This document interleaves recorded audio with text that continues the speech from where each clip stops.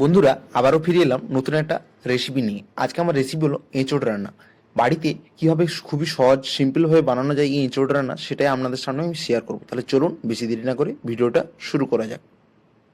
নমস্কার বন্ধুরা, আমি কৃষ্ণভাই কিচেনে আপনার সবাইকে স্বাগত জানাই। এই এঁচোড় রান্নার জন্য এখানে আমি 500 গ্রাম মতো এঁচোড় নিয়েছি। এঁচোড়টাকে আমি চিকন ছোটো ছোটো স্লাইড করে কেটে নিয়েছি।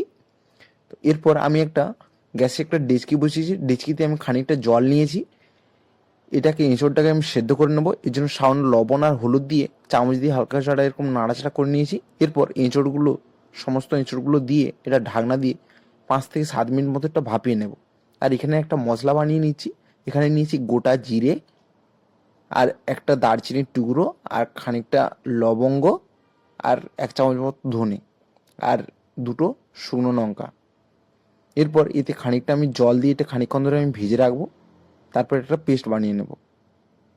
আর এখানে নিয়েছি পেঁয়াজ। এখানে 2টো মিডিয়াম সাইজের পেঁয়াজ নিয়েছি আর 15 থেকে 20টা মতো রসুনের কোয়া আর আদা কাঁচা লঙ্কা নিয়েছি। আর এখানে নিয়েছি আলুগুলো এখানে এরকম ছোটো ছোটো করে কেটে নিয়েছি। আর দেখুন এদিকেও আমার এঁচোড়টা প্রায় সেদ্ধ হয়ে গেছে। এরপর এটা আমি জল দিয়ে ছেঁকে নেব। এরপর গ্যাসে আবার একটা আমি কড়াই বসিয়ে দিয়েছি। কড়াইয়ে দেব সরিষার তেল। সবার প্রথমে আলুগুলোকে ভেজে নিতে হবে। এর জন্য আমি আলুগুলোকে দিয়ে দিচ্ছি। এরপর এতে সামান্য পরিমাণ হলুদ গুঁড়ো আর সামান্য পরিমাণ লবণ দিয়ে লালচে বাদামি করে গোল্ডেন ব্রাউন করে ভেজে নিতে হবে। দেখুন আমার আলুগুলো প্রায় ভাজা হয়ে গেছে। এরপর আমি একটা থালির মাধ্যমে তুলে রাখছি।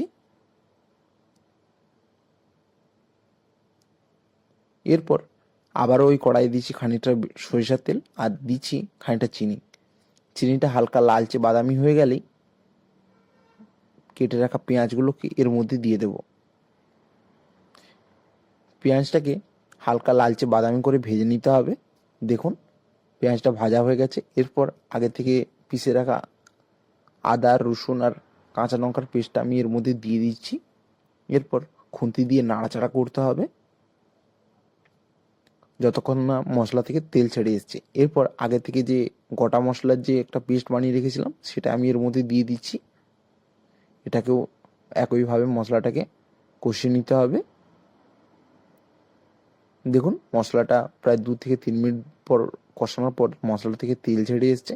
এরপর এতে আমি অ্যাড করছি টমেটোর পেস্ট। এখানে আমি একটা ছোট্ট মিডিয়াম সাইজের টমেটো নিয়েছিলাম, সেটা আমি এর মধ্যে পেস্ট করে দিলাম। দেখুন পুরো মশলাটাই প্রায় কষানো হয়ে গেছে। এরপর মশলা ধোয়ার যে জলটা সেটা আমি এর মধ্যে অ্যাড করে দিচ্ছি। দিয়ে আবারও খুন্তি দিয়ে এভাবে নাড়াচাড়া করতে হবে বন্ধুরা। দেখুন মশলাটা থেকে পুরোপুরি আমার কষানো হয়ে গেছে। এরপর আমি এতে একে গুঁড়ো মশলা অ্যাড করছি। 1 চামচ হলুদ গুঁড়ো, লঙ্কা গুঁড়ো আর 1 চামচ ধনে গুঁড়ো দিয়ে আবারও খানিকটা আমি জল অ্যাড করব, যেহেতু মশলাটা নিচে লেগে যাচ্ছে। এরপর খুন্তি দিয়ে বেশ করে এটাকে কষিয়ে নিতে হবে নাড়াচাড়া করে। এরপর আমি খানিকটা এর মধ্যে মশলার মধ্যে লবণ অ্যাড করছি। দেখুন মশলাটা পুরো প্রায় কষানো হয়ে গেছে। এরপর আগে থেকে সেদ্ধ করে রাখা এঁচোড়টাকে এর মধ্যে দিয়ে দিচ্ছি। এঁচোড়টা দেওয়ার পর প্রায় 5 থেকে 7 মিনিট ধরে বন্ধুরা এইভাবে নাড়াচাড়া করতে হবে। দেখুন মশলার সাথে বেশ ভালোভাবে এঁচোড়টাকে মিলিয়ে নিতে হবে।